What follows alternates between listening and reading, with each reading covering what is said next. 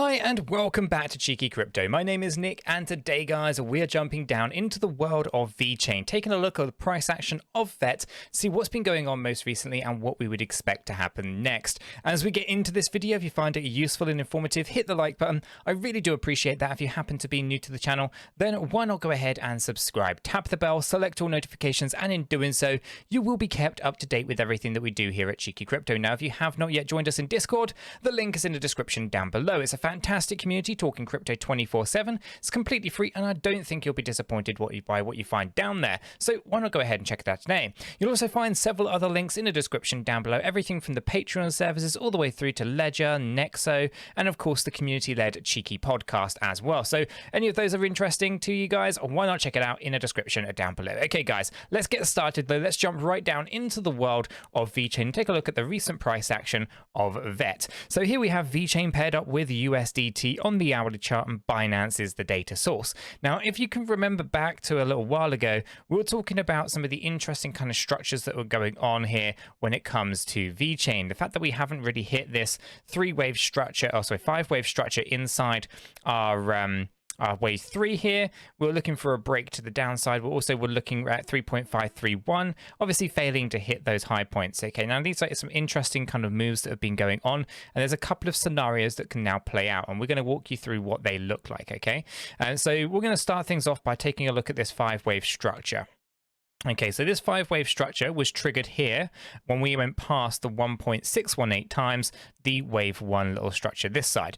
Okay, basically this was a trigger point to say that we're now potentially in a more impulsive structured move to the upside. But as a part of that, we were looking for our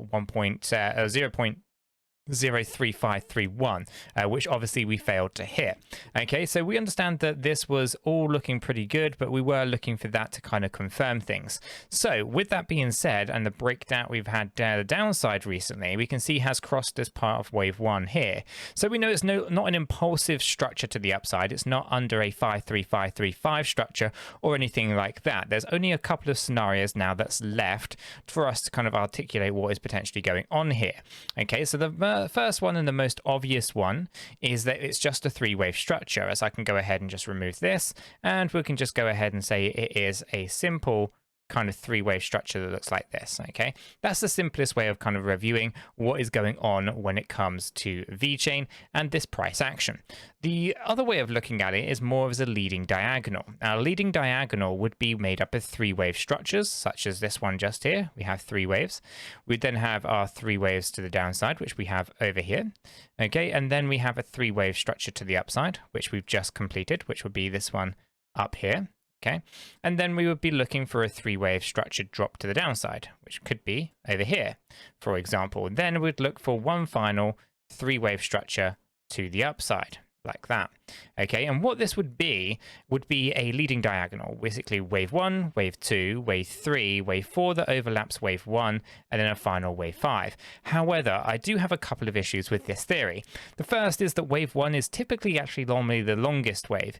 Wave 3 obviously can't be the shortest, and it's always the case no matter what kind of 5-wave structure you look at. However, we actually have a really long wave 3, and it means that wave 1 would typically be the shortest in this scenario, and I'm not sure I think that really fits well with a leading diagonal. So therefore, it kind of leads me to thinking the most common or the most probable scenario that remains is that we are just in a really simple 3-wave structure from the bottom here to this upper side here, which means we can now analyze what is going on this side and start to reflect on how impulsive this looks and whether or not this is actually setting a new trend to the downside. As we finish this low point down here at 2 cent, I am still looking for lower lows on VeChain. I don't think it's going to stay up too high at this rate, as we failed to hit the 3.531, and the low points are, well, pretty bearish. So there's a lot of room to the downside here, but we can't move straight down. Will be bounces that will have to occur. So there's going to be some opportunities to exit positions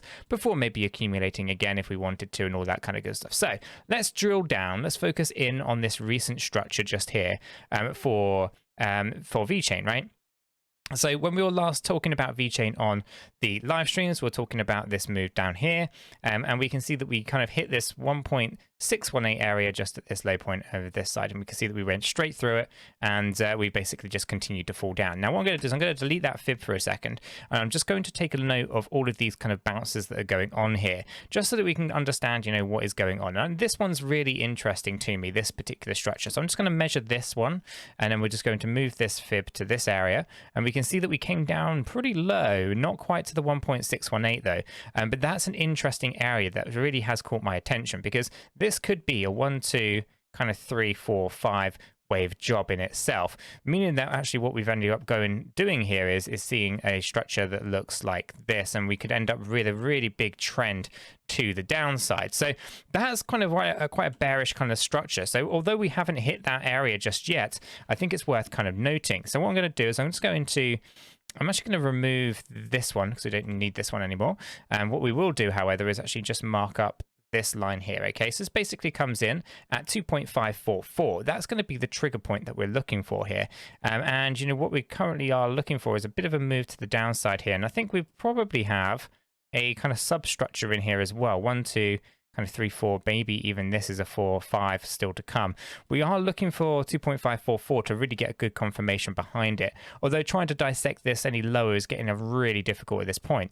And one of the main things to kind of note though is if we take this low point here and we take this high point over this side and we take that first really notable bounce right there, we are definitely in some kind of impulsive trend to the downside. So one to kind of be cautious on. Now, when this completes, I would be looking for a really significant bounce. Now that bounce wouldn't necessarily come for quite some time necessarily.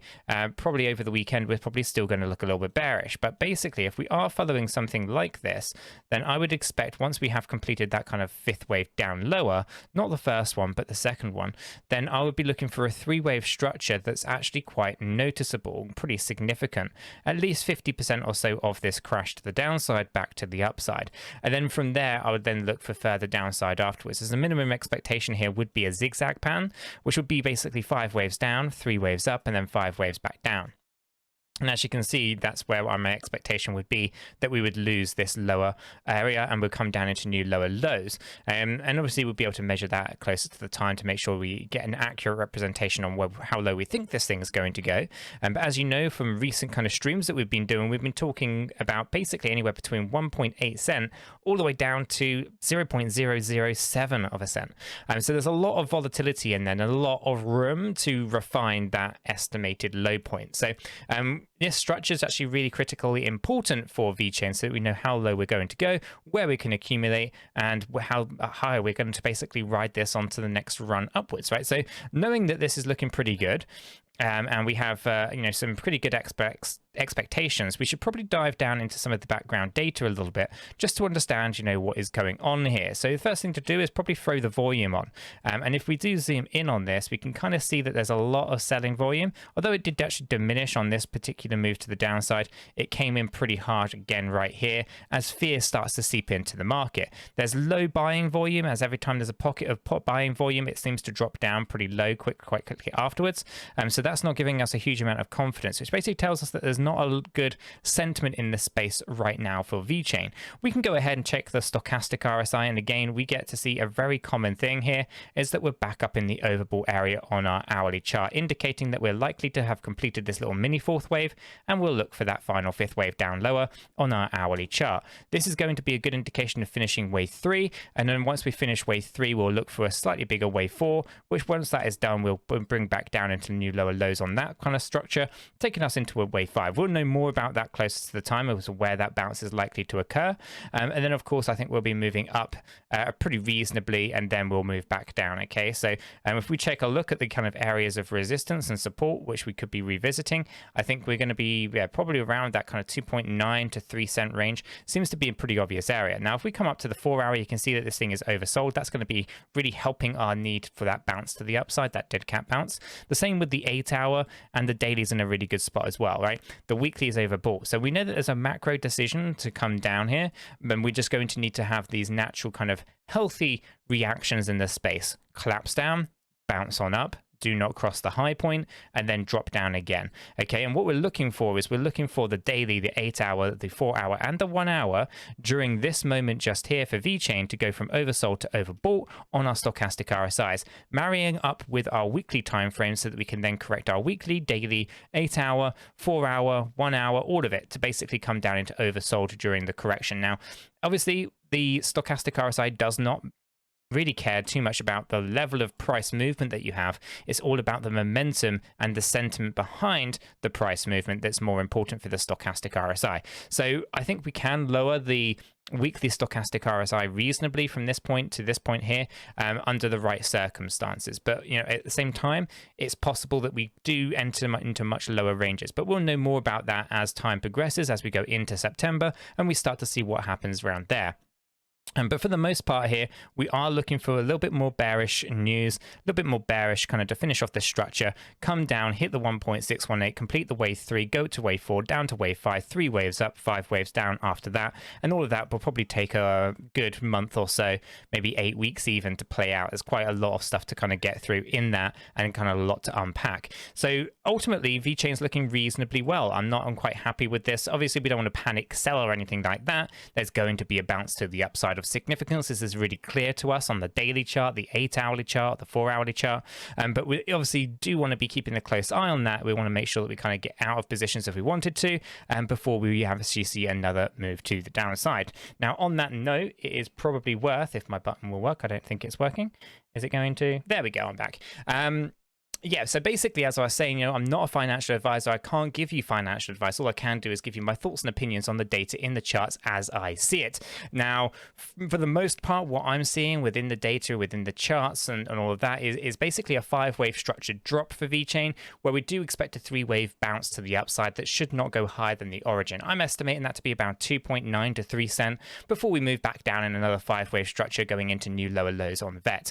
But essentially, I could be wrong, but make sure you do your own research, come to your own conclusions and all that kind of good stuff, because obviously none of this is considered financial advice. Guys, I'm going to leave this video there. If you have found it useful, informative, maybe even entertaining at times, hit the like button. I really do appreciate that. If you happen to be new to the channel, then why not go ahead and subscribe, tap the bell, select all notifications, and in doing so, you will be kept up to date with everything that we do here at Cheeky Crypto. With all that said, done and out of the way, I hope everyone has a fantastic day, and I'll catch you all in the next one.